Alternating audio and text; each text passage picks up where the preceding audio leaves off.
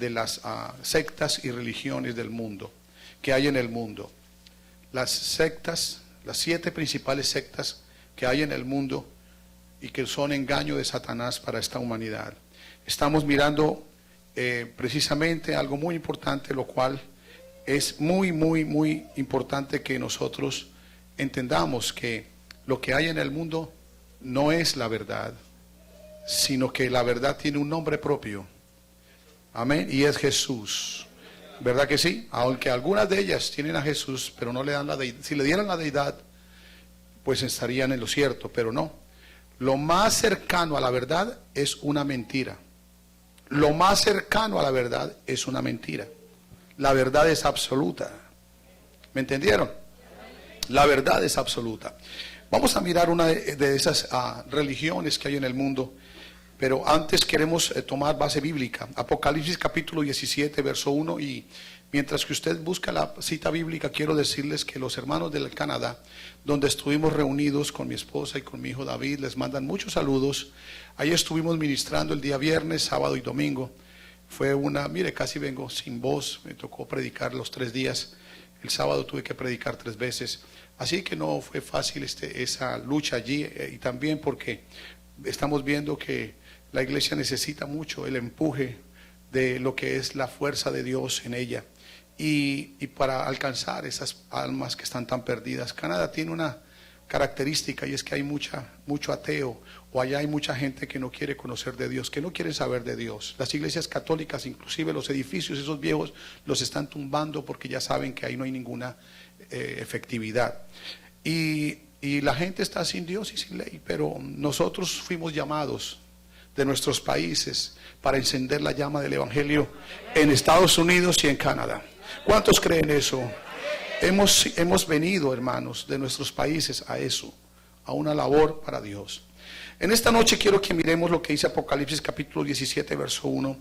Dice, vino entonces uno de los 7 ángeles que tenían las 7 copas, y habló conmigo diciéndome, ven acá, y te mostraré la sentencia contra la gran ramera, la que está sentada sobre muchas aguas, con la cual ha fornicado los reyes de la tierra, y los moradores de la tierra se han embriagado con el vino de su fornicación.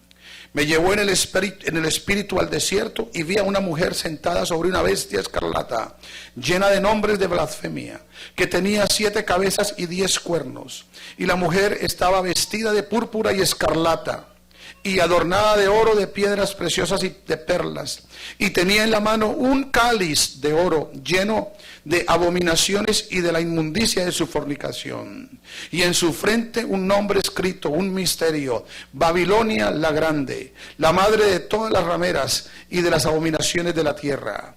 Vi a la mujer ebria de la sangre de los santos y de la sangre de los mártires de Jesús, y cuando la vi, quedé asombrado con gran asombro. Y el ángel me dijo, ¿por qué te asombras? Yo te diré el misterio de la mujer y de la bestia que trae, la cual tiene las 7 cabezas y los 10 cuernos. La bestia que has visto era y no es, y está para subir del abismo e ir a perdición.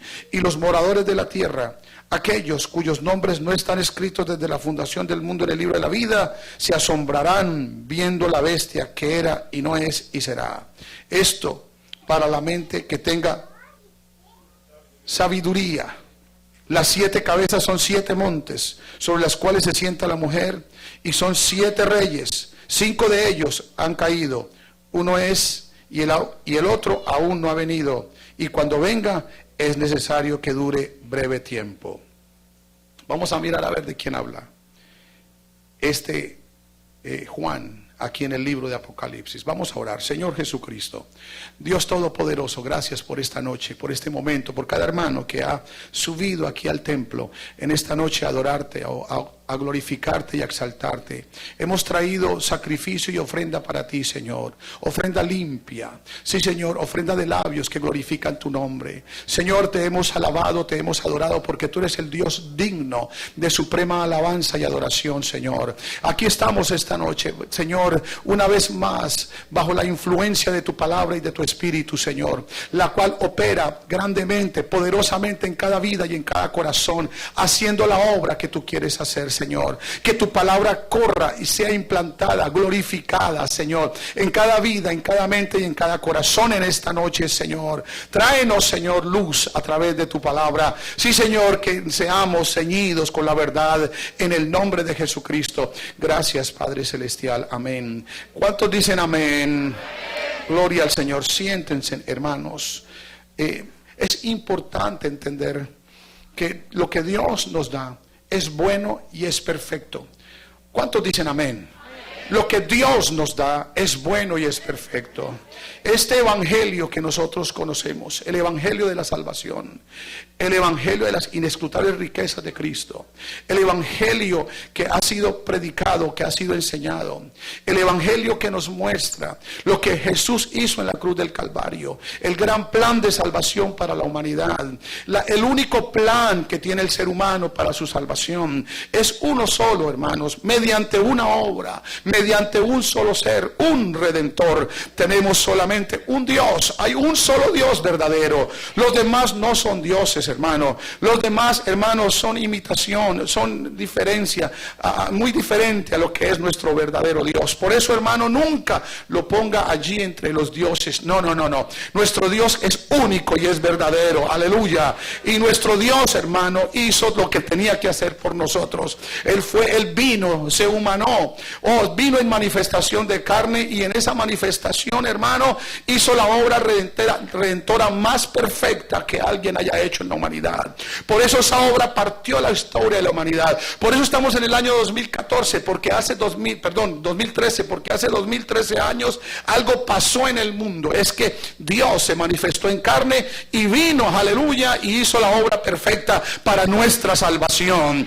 Aleluya, nos dio el mensaje del evangelio, las buenas nuevas de salvación, que todos estábamos destituidos de la gloria de Dios, pero nosotros tenemos a Jesús como nuestro Salvador, como nuestro gran Dios y Salvador. Aleluya, amén. Y ese plan de salvación está vigente para cualquiera que quiera entrar, aleluya, a las arcas de la salvación, a la arca de la salvación. Es la única arca de la salvación que tiene el Señor, es su iglesia, la iglesia que Él compró con su propia sangre, la iglesia que Él comenzó el día de Pentecostés, la iglesia que ha estado vigente por medio del poder del Espíritu Santo, que es el mismo Jesús en espíritu, dándole fuerza, dándole poder, dándole vitalidad. Y por eso estamos aquí firmes y constantes, creciendo en su obra. ¿Cuántos dicen amén a eso? Este evangelio, que es el que nos dejó el Señor, que por medio de él todos los seres humanos pueden ser salvos, es el medio, aleluya, que Dios le dejó. Es el plan de salvación tenido en cuenta, como lo dice Hechos 2:38, cuando vienen al arrepentimiento, al bautismo en aguas en el nombre de Jesucristo, y cuando se recibe el Espíritu Santo. Pero hay que perseverar, pero hay que seguir. Este evangelio nos produce la salvación, nos produce que, hermanos, es que el mundo, déjeme decirle algo, hermano, en el mundo hay dos cosas: hay maldición y condenación, pero también hay bendición y vida eterna. ¿Qué quieren? Eso dice el Señor. ¿Qué quieren? ¿Quieren maldición y condenación, o quieren bendición y vida eterna? Para eso es lo que hay para todos. Si usted quiere bendición y vida eterna, véngase mediante el único que dijo: yo soy el camino, yo soy la verdad, yo soy la vida. Eso dijo el Señor. El camino, la verdad y la vida es Jesucristo. El que entre por él, por eso dijo él mismo: nadie viene al Padre sino por mí. Viene al Padre sino por mí. Él es el puente, Él es el camino, Él es la senda para nuestra salvación. El que quiere ir al cielo no puede conocer otro nombre, no puede conocer otro vehículo, no puede conocer otro camino, sino el que es Cristo en nosotros, la esperanza de gloria. Somos cristocéntricos, es decir, hermano, todos en Cristo estamos completos, aleluya, porque en Él habita corporalmente toda la plenitud de la deidad, y en Él estamos completos. Levante su manita y diga: en Él estoy completo, no me falta nada, aleluya. Gloria al Señor. Él es el dueño de la iglesia. Él es el dueño, Él la compró, a Él le costó, aleluya. Él es, hermano, y nosotros nos sometemos a Él. Él es el comandante, Él es el sumo sacerdote y jefe. Él es, hermano, el sumo pontífice. No hay otro. Él es ¿quién es el sumo pontífice de la iglesia? Jesucristo el Señor. Ay, dígalo por favor. Él es el sumo pontífice. Sumo pontífice es nuestro Señor Jesucristo. Por eso no nos equivoquemos, hermano. Ahora, voy a decirles algo, continuando en esta noche. ¿Cómo es posible que haya gente que haya estado en la verdad, vuelvan al camino de la mentira, vuelvan al camino del error, se vuelvan del camino de la justicia?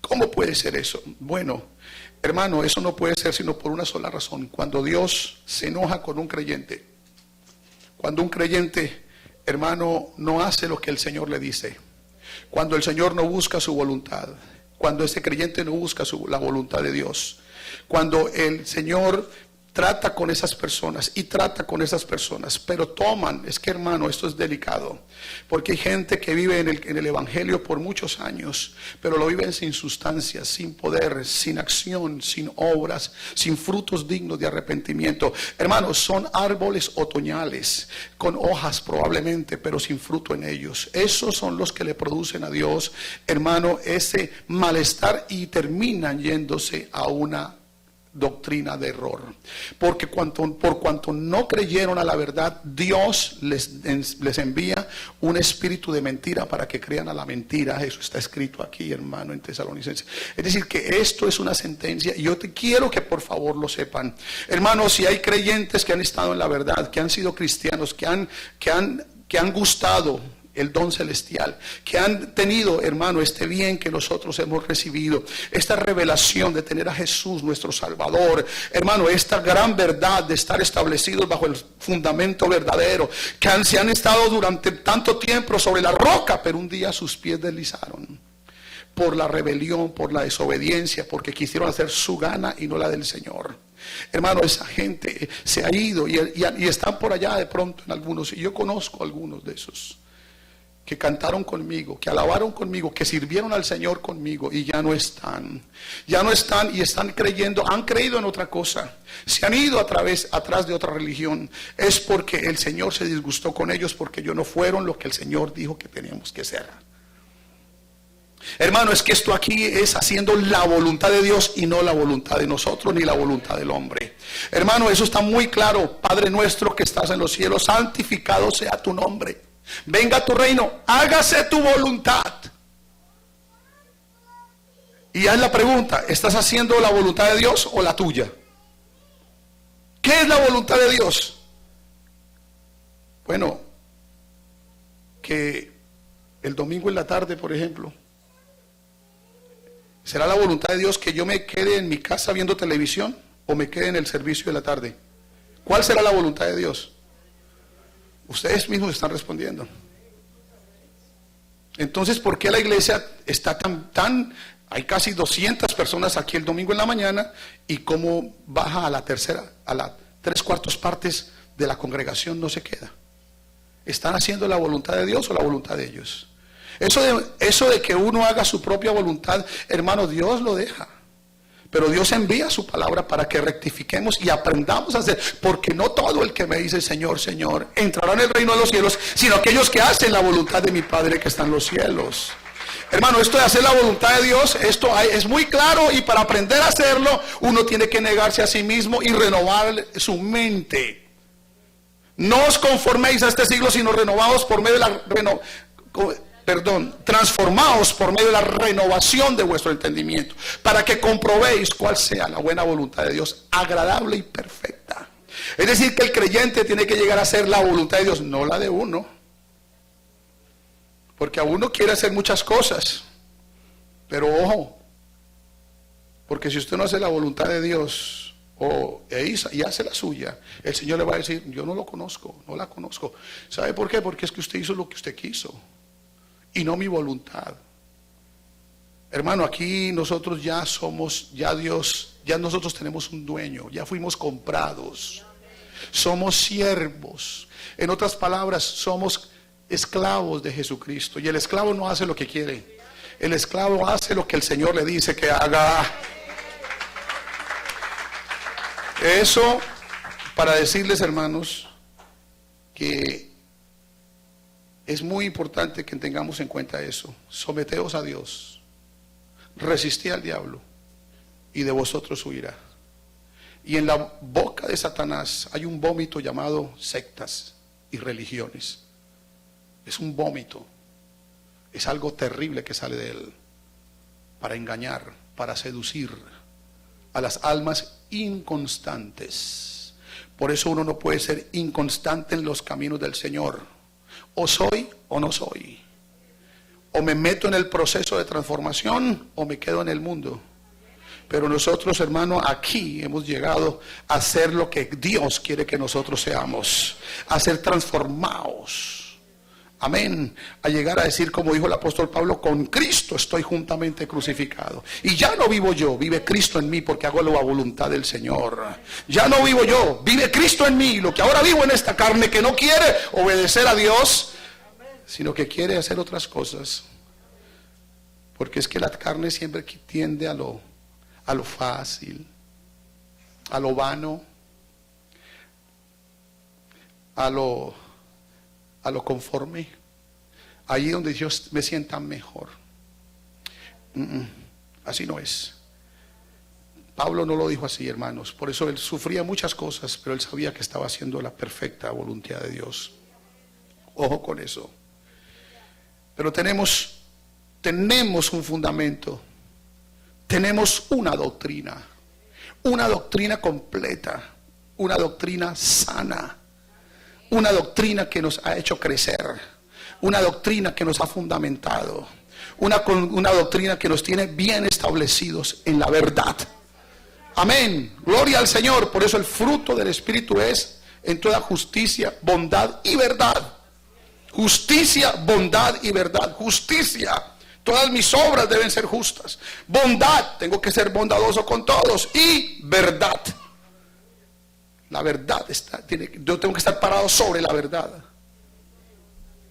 Ese es el fruto del Espíritu en el creyente.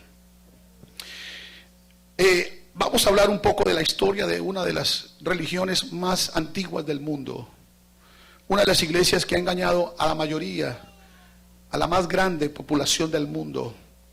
Una de las religiones que opera una de las más tremendas engaños que hay respecto a lo que la verdad de la Biblia dice, y la gente sigue allí y ha engañado por generaciones a la humanidad.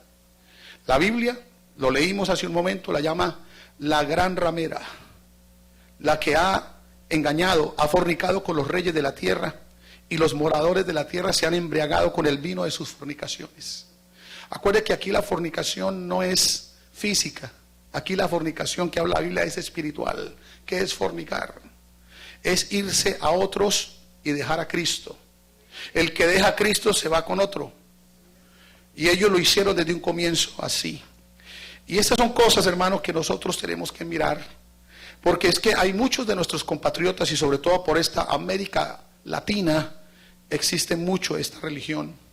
Pero yo les tengo buenas noticias. Cada día, dicen las estadísticas, salen de esa religión 60,000 en Sudamérica. Cada día se salen 60,000, o 60,000 conocen la verdad de Cristo. Claro, porque es que en toda Sudamérica, hermanos, se está predicando cada día el Evangelio. Cada día algún creyente está compartiendo el Evangelio con alguien. Alguien que ha salido de esa mentira y ahora predica la verdad. Hermano, y no la predica porque se la enseñaron sus abuelos, ni porque no, porque tiene una propia experiencia. Porque esto, el Evangelio, es la experiencia que yo tengo con el Dios del cielo. Es que, hermano, no me lo contaron, yo lo vivo, lo viví en mi propia vida. Él rompió las cadenas, amén. Él me sacó del hoyo de la desesperación. Él me sanó, Él me limpió, Él me transformó, hermano. Su presencia ha tocado mi corazón. Yo no hablo de un Dios que no conozco, que mi padre me enseñó, no. Yo estoy hablando de un Dios que yo mismo he conocido. Aunque no lo he visto, lo he sentido, porque es real y Él está aquí esta noche. Alguien diga amén.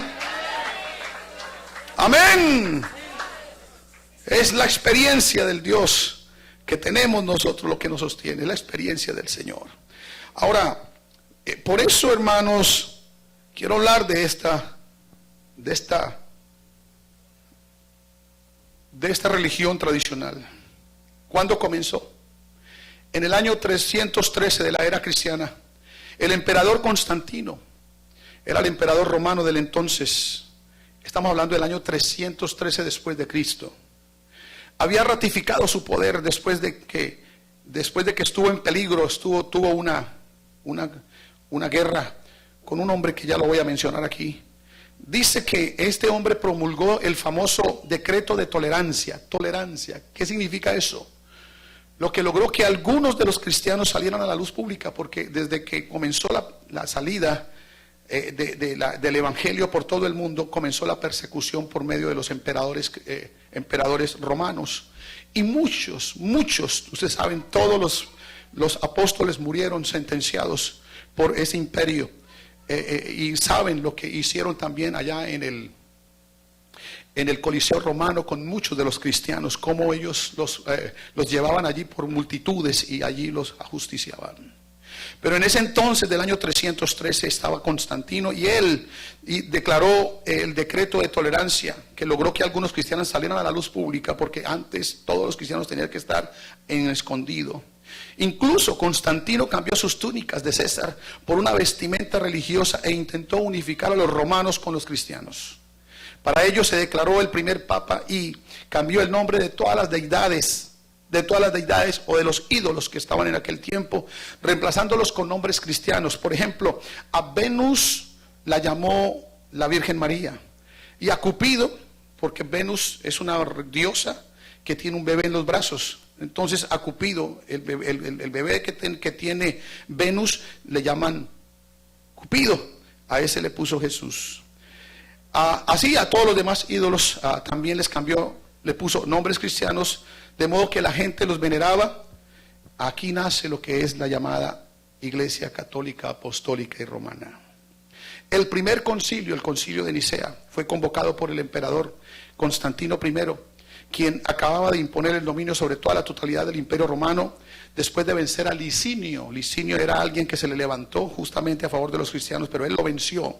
Previamente Constantino ya había dado muestras de sus empatías por el cristianismo al dictar el edicto de Milán, el que acabo de decir, el pacto, el decreto de tolerancias, el edicto de Milán en el año 313, que daba a los cristianos libertad para reunirse y practicar su culto por miedo a sufrir persecuciones.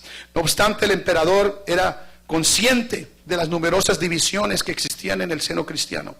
Sin embargo, decidió convocar un concilio ecuménico de obispos en la imperial, allí en la ciudad de Nicea, donde se encontraba el palacio imperial de verano. El propósito de este concilio debía ser establecido la paz religiosa y construir la unidad de la iglesia cristiana en el mundo. Es decir, una reunión ecuménica, donde todos los que tuvieran que ver con el cristianismo se reunieran allí, y eso lo logró Constantino. Los verdaderos cristianos de entonces se dieron cuenta de que lo que estaba haciendo Constantino era creando un tremendo monstruo. Y huyeron de Roma, manteniéndose en la clandestinidad casi por 1000 años. 1000 años, los verdaderos cristianos. Cuando Constantino dejó el poder, dio al obispo de Roma el título de sumo pontífice máximo e hizo de él el segundo papa. Es decir, que él declaró a este hombre, al que lo sucedió, le puso sumo pontífice. Ese nombre es demasiado alto para un ser humano que no sea Cristo. Amén. Con el paso del tiempo se produjeron problemas en la Iglesia Católica Romana, puesto que Roma dominaba el occidente y Constantinopla el oriente. En el año 330, el emperador Constantino I el Grande traslada la capital del Imperio Romano a Bizancio, renombrada como Constantinopla, que se convertiría en la capital del reino romano en oriente. Roma, la eternal capital del imperio, queda huérfana del poder terrenal, pero no del espiritual que asumió el obispo de Roma, Silvestre I. Silvestre I, esta autoproclamación y reconocimiento de Roma como la sede del pasado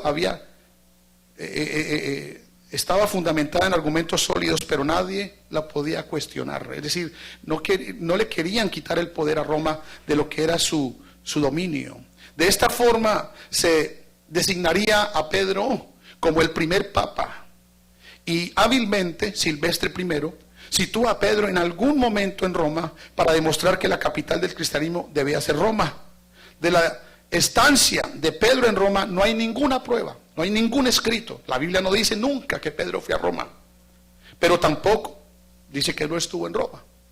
Pero entonces, sabiendo que esta argumentación no era muy veraz, buscaron una argumentación que no dejase lugar a dudas y, bueno, sacan de la manga un documento que se llama la donación de Constantino. Según este documento, se reconocía al Papa Silvestre I como soberano. Se le donaba a la ciudad de Roma, así como las provincias de Italia y todo el resto del Imperio Romano de Occidente. En el año 1440, el humanista Lorenzo Valla descubrió que el documento era totalmente falso, pues entonces el poder del Papa estaba tan asentado que nadie se atrevió a cuestionarlo. Esto hablando de la historia del comienzo de la iglesia tradicional. Voy a hablarles a ustedes en esta noche de más o menos unas 16 a 17 equivocaciones que tiene esa religión. Número 1, una de las más comunes, la adoración y el respeto y culto a las imágenes, cosa totalmente prohibida por el Señor en el Antiguo y en el Nuevo Testamento. Básicamente en los mismos mandamientos, el primer mandamiento de los 10 es: no tendrás dioses ajenos fuera de mí. El segundo es: no te harás imagen de ninguna cosa que está en el cielo y la tierra bajo la tierra, y ni te postrarás delante de ellos. Así que ahí está ya. Éxodo 24 dice: no te harás imagen, ni ninguna semejanza de lo que está arriba en el cielo, ni abajo en la tierra, ni en las aguas de debajo de la tierra, ni te inclinarás a ellas, ni las honrarás. ¿Y qué es lo que hacen? ¿Qué fue lo que nos enseñaron? ¿Qué es lo que tienen allí los templos tradicionales? Pues lo que tienen son imágenes y tienen allí sus velitas para que usted venga y haga y se postre frente a esos ídolos. La Iglesia Católica posee un sinnúmero de imágenes a las cuales sus fieles se le arrodillan, encienden velas, etcétera. Todas ellas son imágenes satánicas que nos conectan con el mal. Eso es el mismo Satanás metido en una imagen recibiendo adoración, porque él es mentiroso, porque él es engañoso. ¿Cuántos saben esa verdad? Eso es así, hermano. La Iglesia Católica engaña a sus adeptos con la veneración de imágenes de supuestos santos. La Iglesia Católica engaña a millones al cambiar la palabra adoración por veneración. Veneración de santos. Venerar es honrar, pero la honra sea para nuestro Dios, la honra sea para el Señor Jesucristo, y no necesitamos una imagen porque Él está vivo. ¿Cuántos dicen amén? Él está vivo, no necesitamos postrarnos frente a una imagen de ninguna cosa. Él dijo: no me hagan imagen de mí, no hagan imagen. Quiero que miren por favor este versículo del capítulo 20 de Éxodo 20. Quiero que mires este verso, es muy importante que usted lo mire porque probablemente le servirá como argumento. Dice el verso 23: algunos que tienen sus crucifijos en su cama, algunos que tienen sus crucifijos en su pecho, algunos que tienen sus imágenes del rostro del Sagrado Corazón de Jesús.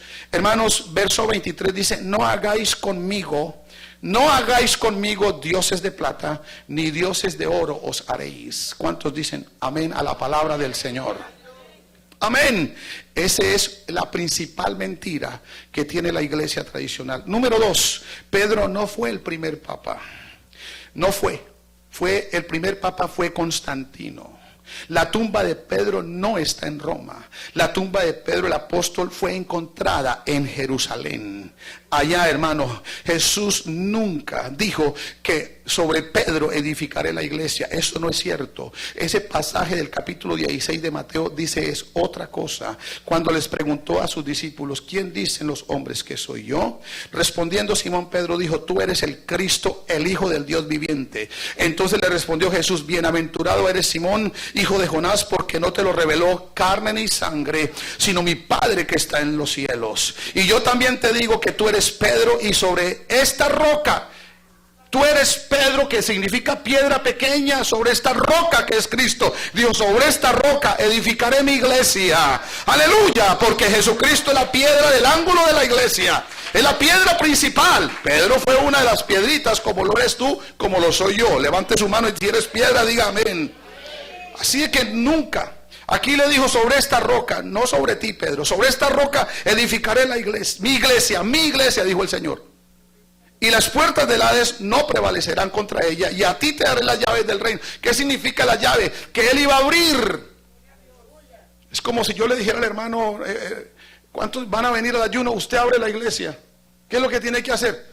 Usted abre el templo, Él viene y abre, tiene la llave, es Él, para que Él abra. Pedro, a través del mensaje, de la predicación, aquel día ya, cuando comenzó, cuando se derramó el Espíritu Santo, esa fue la llave, el discurso del apóstol Pedro, el cual hizo que 3,000 entraran ese día a la iglesia, fueron bautizados, amén, y conocieron y fueron parte de esta iglesia.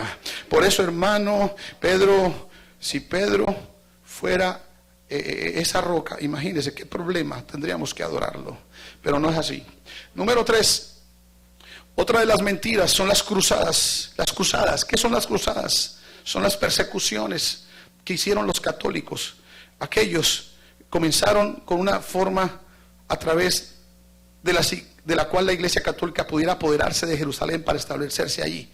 Sí, las cruzadas fueron porque querían tomar Jerusalén, todos los territorios allí y controlarlos. Obviamente no lograron tomar a Jerusalén para que se cumpliese lo que está diciendo la profecía de la gran ramera aquí en Apocalipsis 17, que lo leímos, que es una ciudad de 7 colinas. Las cruzadas tenían como propósito la exterminación de los judíos, árabes y todo lo que se interpusiera entre esta institución y su deseo enfermizo de poder y control. Es decir, la iglesia católica romana quería tomar el control total espiritual del mundo entero, aún de los judíos. Por eso también hay otra mentira, que fue la Santa Inquisición, llamado el Santo Oficio. Fue el nombre utilizado por esta institución satánica para acusar a los verdaderos cristianos de brujería.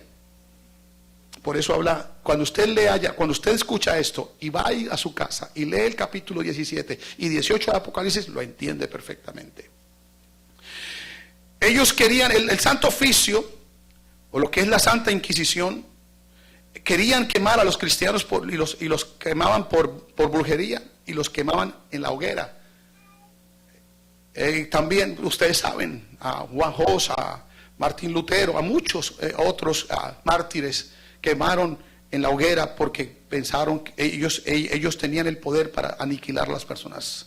Recordemos que los verdaderos cristianos debieron de estar ocultos por un largo periodo luego del nacimiento de esta institución, deberían ser eliminados. Durante este periodo la Iglesia Católica decretó la prohibición de leer y poseer una Biblia bajo pena de muerte. El que tuviera y leyera una Biblia tenía pena de muerte. En la actualidad, el brazo que maneja el Santo Oficio o la Santa Inquisición cambió de nombre. Ahora se llama Congregación para la Doctrina de la Fe y fue dirigido durante 24 años por el actual jefe visible del Vaticano, que es el ex soldado nazi y ex papa Benedicto XVI. Mentira número 5, la adoración a María y al niño Dios. La adoración de María proviene de la religión babilónica, de la cual Baal es el dios sol y su hijo es Astoret, y juntos mantienen una extraña comunión. A María la Iglesia Católica la llama la reina del cielo. La Biblia ya menciona a esta Virgen María satánica en diversos pasajes del Antiguo Testamento. Usted puede leerla ahí en Jeremías 44, antes de que naciera precisamente aquella Virgen. La Virgen María con el niño en sus brazos ya se adoraba miles de años antes de Cristo.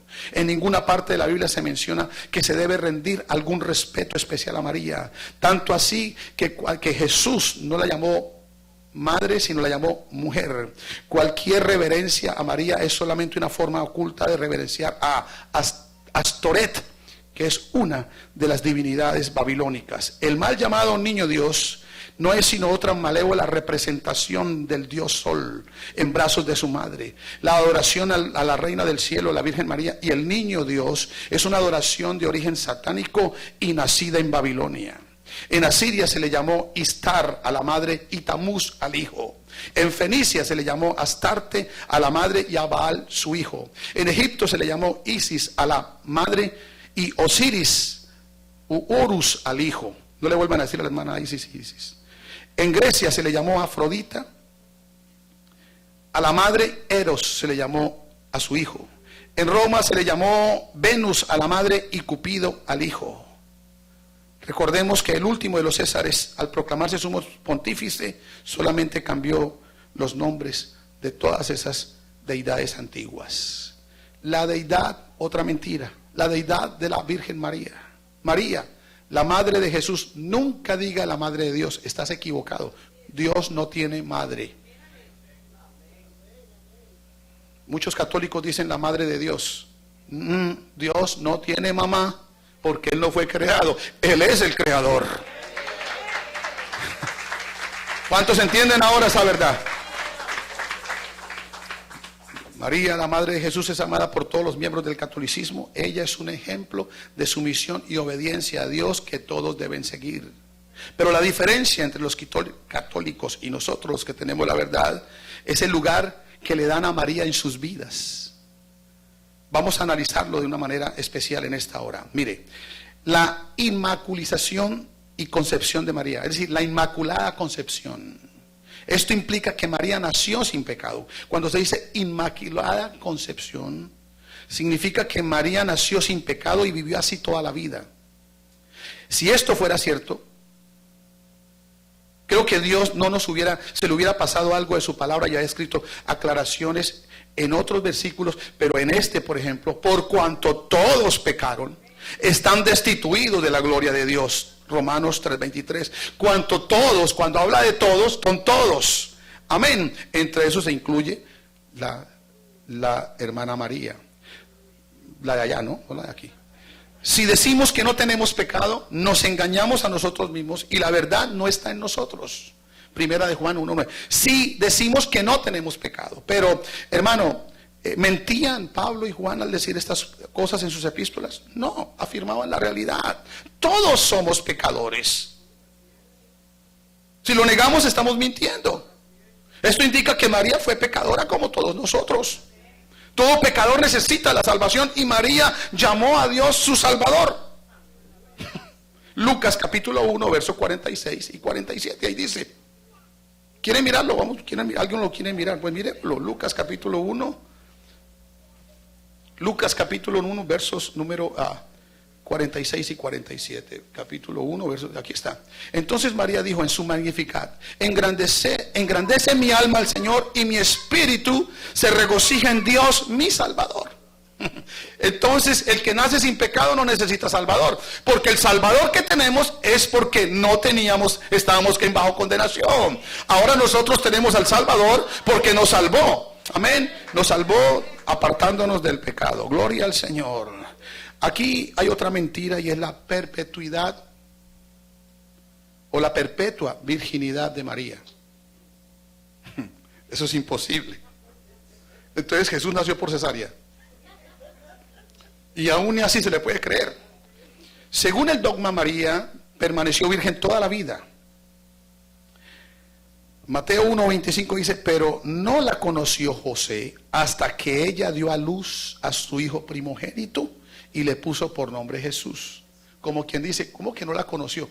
Cuando la Biblia dice que conocer es que no tuvo intimidad con ella, sino después de que nació el niño, Jesús. Es más, el manuscrito bíblico indica que la palabra hasta, que no la conoció sexualmente, sino hasta después del nacimiento. Marcos capítulo 6, verso 1. Estas citas son importantes que ustedes las anoten para que le digan a la gente. Salió Jesús de allí y vino a su tierra. Escuchen esto.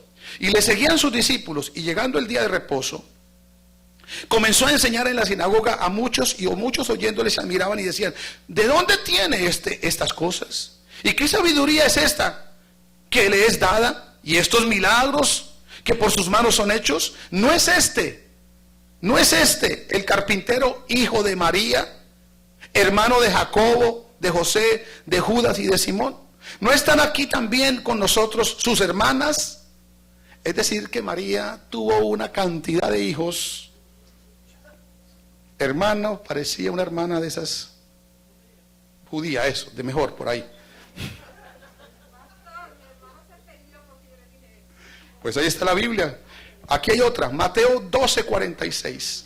Mientras aún hablaba a la gente, he aquí su madre y sus hermanos estaban afuera y le querían hablar. Y le dijo uno, he aquí tu madre y tus hermanos están afuera. ¿De qué madre y de cuál? De María y la lista de hermanos que tenía. Porque tenía 4 hermanos varones y hermanas. Y usted sabe que hay más mujeres en el mundo que hombres, ¿verdad? Así que pudo haber tenido por ahí unas 8 o 6 hijas, más o menos. Estamos especulando. Bueno, ¿está claro? Está claro hasta ahora. María la mediadora. Es decir, que ella media, intercede por nosotros, según el dogma católico. Los católicos pueden presentar sus oraciones a María, la cual se las presenta a Jesús y este también se las lleva directamente a Jesús. Y nuestro Dios no tiene, hermano, no, nosotros podemos entrar directamente ante su presencia. Amén, sí Señor, no necesitamos intercesores. Si bien, hermano, lo que sí dice la Biblia es 1 Timoteo 2:5, porque hay un solo Dios y un mediador entre Dios y los hombres, Jesucristo hombre, es el mismo, el cual, no dice los cuales, el cual se dio a sí mismo en rescate por todos. Se dio en rescate por todos. Si usted quiere hablar con Dios, ahora mismo Él lo puede atender, mañana mismo lo puede atender. Lo importante es que usted tenga, sabemos que Dios no oye al pecador, pero si alguno es temeroso de Dios y hace su voluntad, a ese oye. ¿Quién dijo eso? El cieguito. El Señor lo sanó, pero él le estaban preguntando, ¿qué fue lo que pasó con usted? Ahí le preguntaron. Bueno, Juan capítulo 2 verso 5, su madre dijo a los que servían, haced todo lo que Él os diga. Eso es lo que aprendemos bueno de María. A María la respetamos por esas palabras que dijo. Fue lo único. La Biblia no registra ni un solo, ninguna enseñanza, ningún milagro hecho por María. La mayor enseñanza que tenemos de María es esta: haced todo lo que Él os diga. ¿Quién? Jesús. La asunción de María. La doctrina de la asunción, o es decir, que ella subió y no vio muerte, apareció por primera vez en el siglo VII y se basaba entonces en escritos de los siglos III y IV que ya habían sido declarados heréticos, es decir, eso no era cierto. En algunos manuscritos se habían hecho algunas adiciones para darles mayor apariencia de credibilidad. Se sabía que estas adiciones eran fraudulentas, pero nadie le puso reparo, porque la doctrina había sido ya generalmente aceptada. Claro, porque recibió tanta adoración que cualquiera que dijera algo más de ella, pues era recibido. En el siglo VII se declaró el 15 de agosto como el día de la fiesta de la Asunción, aunque no fue mundialmente observada sino hasta el año 818, el día 1 de noviembre de 1950, día de todos los santos, el Papa ordenó oficialmente a todos los católicos en todas las partes que aceptaran la doctrina sin duda alguna, bajo pena de excomunión. Es decir, que el que no crea que María ascendió al cielo, entonces pues lo van a sacar de ahí. Como saben, hermanos, en Apocalipsis 12:1 habla de la reina del cielo, y no quiero que leas en tu casa esa porción bíblica, y no está hablando de ningún momento está hablando de esta virgen, sino que está hablando de la iglesia del Señor. Debemos pensar entonces que este pasaje se refiere a María de ninguna manera. La mujer que huyó al desierto representa el hecho de que María y José huyeron a Egipto cuando Herodes mandó matar a todos los niños. O más bien se refiere a la iglesia protegida por Dios en tiempos de la persecución. Usted va a juzgar cuando usted mire eso. Esta mujer simboliza el pueblo de Dios, identificándolo primero con el Israel fiel a Dios, que sufre los dolores del parto hasta dar a luz al Mesías prometido, y luego con la iglesia, el pueblo de los que creen en Jesús como que Él es el Hijo de Dios. Sexta mentira, el purgatorio. Voy a terminar. En ninguna parte de la Biblia se menciona tal lugar.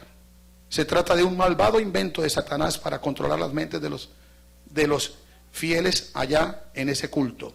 Originalmente el mito del purgatorio se utilizó para conseguir, dinero. No hay que olvidar que cuando se intentó esta mentira, o se inventó esta mentira, el sacerdote católico decía cada vez que una moneda caía en la alcancía ahí, un alma salía del purgatorio y era llevada al cielo. Otra mentira es la hostia. La hostia también se remonta al origen del culto babilónico.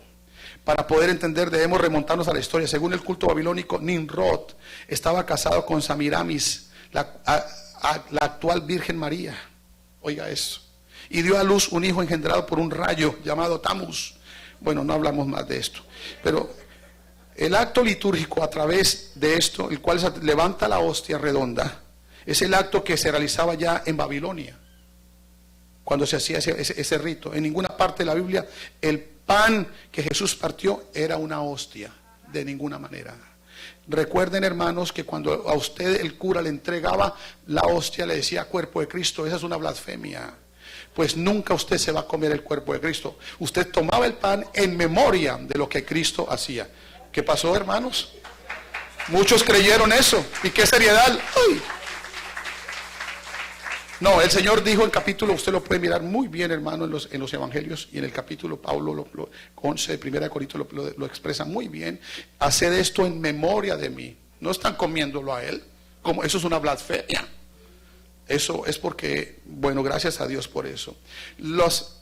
Octavo, ¿seguimos? Bueno.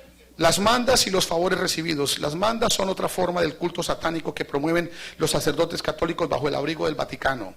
Todos aquellos que se prostran ante imágenes y saben que no deben hacerlo, se están condenando. Si haces una manda, lo más probable es que recibas el favor, y si te va a conceder. Al demonio le interesa que tú creas en él, ya que es una forma de María en forma de otro santo. Recuerda que en la Biblia Satanás lo llaman el padre de la mentira y del engaño. A él le interesa que estés engañado y que participes en los ritos que él prepara.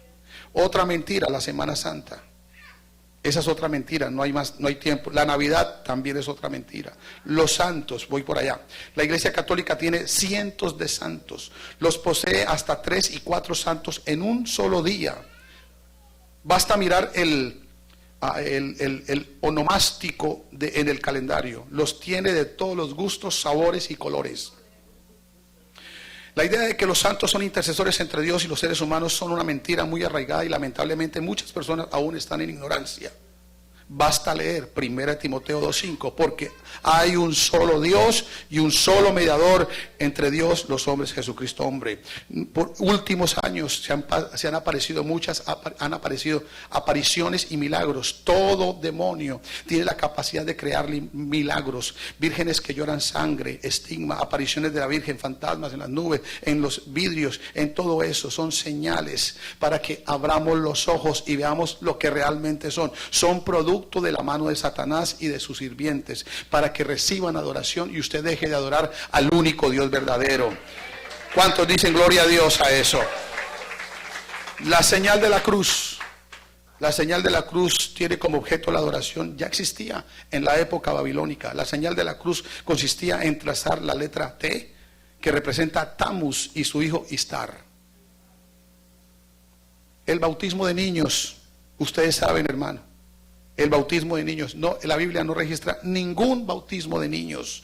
Esto es para gente que entiende y conoce, y el mismo Señor Jesucristo nos dio testimonio de haberlo hecho en la edad adulta, porque Él, ahora, aquí dice, por ejemplo, el catecismo nos indica dónde se originó la doctrina fundamental. La práctica, la práctica de bautizar a los niños pequeños es una tradición inmemorial de la Iglesia. Está atestiguada explícitamente desde el siglo II, donde se bautizan los niños, porque dicen que los niños nacen con el pecado original. Pero la Biblia dice claramente que el Señor miró a los niños y le dijo: déjenlos venir a mí, porque de los tales es el reino de los cielos. Y los que están en el reino de los cielos son salvos. Alguien diga amén. Tienen la salvación. Los niños, hasta que no se les inculpa de pecado. El bautismo es para aquel que es consciente de que tiene convicción de pecado, de justicia y de juicio, necesita arrepentirse y identificarse con Jesucristo en lo que Él hizo. En la muerte, sepultura y resurrección. Eso es el bautismo. Por eso Colosenses 2:8 dice: mirad que nadie os engañe por medio de filosofías y huecas sutilezas, según la tradición de los hombres, conforme a los rudimientos del mundo y no según Cristo. Si miramos, hermano, el Señor Jesús también, ellos cometen 3 equivocaciones con el bautismo. Primero, bautizan a los niños. Segundo, lo hacen de una manera que no es lo que el término significa. Ellos le rocían un poquito de agua a la persona y dicen: ese es el bautismo. No, la Biblia nos enseña que es por inmersión. Jesús, después que fue bautizado, subió luego del agua. Cuando Felipe bautizó al eunuco, lo bautizó entrándolo al agua. El carcelero de Filipos, hermano, toda esa gente se bautizó en aguas. Así que, hermano, en conclusión, son 3 los errores. Y el número 3 es que lo hacen en los títulos y no en el nombre, que es sobre todo nombre. Marcos 7:9 dice: bien invalidáis el mandamiento de Dios para guardar una tradición.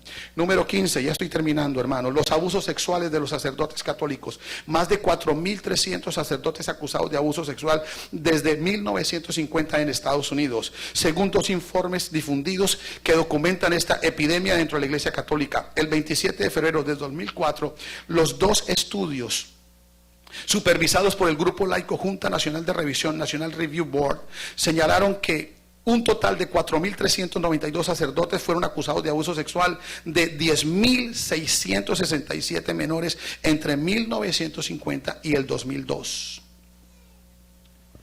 Una víctima busca en una lista de 1.300 acusados de los nombres de 2 sacerdotes que abusaron de ella.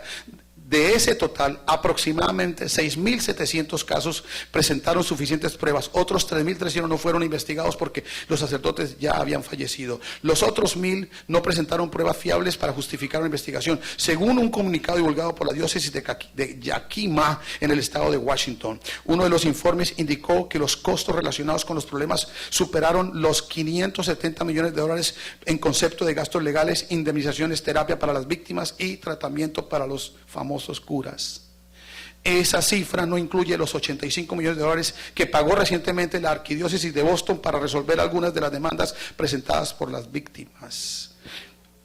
En otro estudio nacional preparado conjuntamente con los miembros del clero, jueces, empresarios y otros profesionales, examinó las causas y el contexto de los problemas de abuso sexual dentro de la iglesia. En los 145 páginas de este informe detalla la cultura de los seminarios y un ambiente que, según los 85 obispos entrevistados, toleraba inmoralidades y hasta la homosexualidad, dijo el diario The New York Times. Y por último, el celibato sacerdotal, una mentira más de la Iglesia Católica.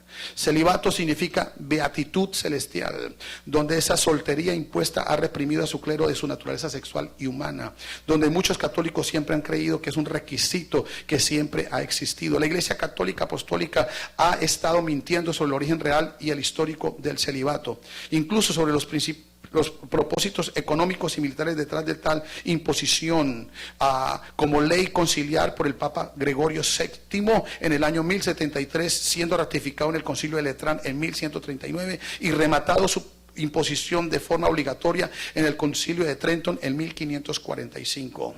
Esto para decirles que la Biblia dice claramente en 1 de Timoteo 3:1, palabra fiel: si alguno anhela obispado, buena obra desea, pero es necesario que el obispo sea irreprensible, marido de una sola mujer. Es decir, en la Biblia sí se pueden casar los sacerdotes. ¿Cuántos dicen amén? La Biblia sí lo dice, pero ellos dicen que no. ¿Por qué? Porque son cosas que traen, ellos tienen preparadas muchas mentiras, y por eso es que la Biblia dice. Quiero que te pongas de pie y leas el capítulo conmigo, el capítulo 18 de Apocalipsis. Terminé, hermanos.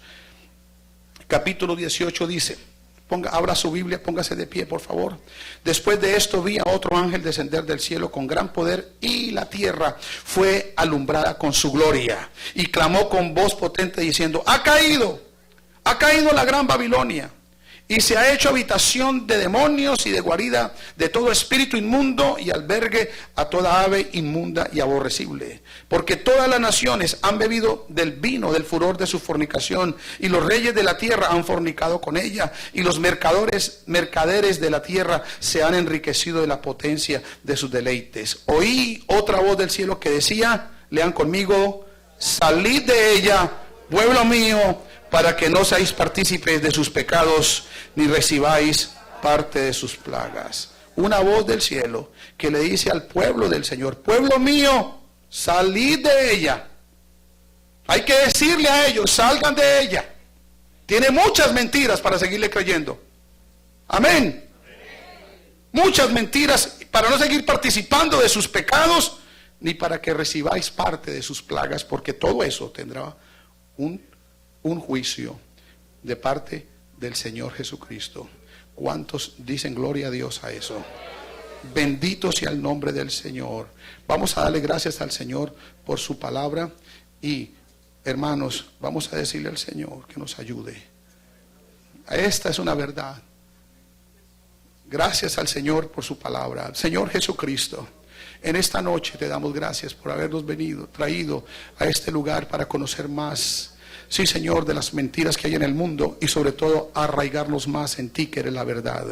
Ayúdanos, Señor, a que de ninguna manera nunca nos salgamos, nos desviemos, Señor, del verdadero camino, del camino de la justicia, del camino de la verdad, del camino tuyo, Señor. Padre, tú le mandaste a través de Jeremías a su pueblo diciéndole que preguntaran por las sendas antiguas, que averiguaran por ellas y que caminaran por allí, Señor, por el camino recto, mi Dios, que tú tienes preparado para todos tus hijos, Señor Jesús. En este momento, mi Dios, yo te pido, Padre Santo, que este pueblo sea un pueblo apercibido de estas cosas. Sí, Señor, hay que preguntar por las sendas antiguas cuál sea el buen camino y andad por él y hallaréis descanso para vuestra alma. Pero ellos dijeron, no andaremos, pero nosotros decimos, sí andaremos, Señor, por el camino tuyo, por el camino, Señor, de la verdad, por el camino tuyo. Tú eres nuestro camino, nuestra verdad y la vida, Señor. Gracias, Señor, por establecernos, gracias por afirmarnos, gracias por tenernos en la verdad, Señor. Gracias, Señor Jesús, bendice tu pueblo y despáchalo con tu bien, en el nombre de Jesucristo. Amén, amén, amén.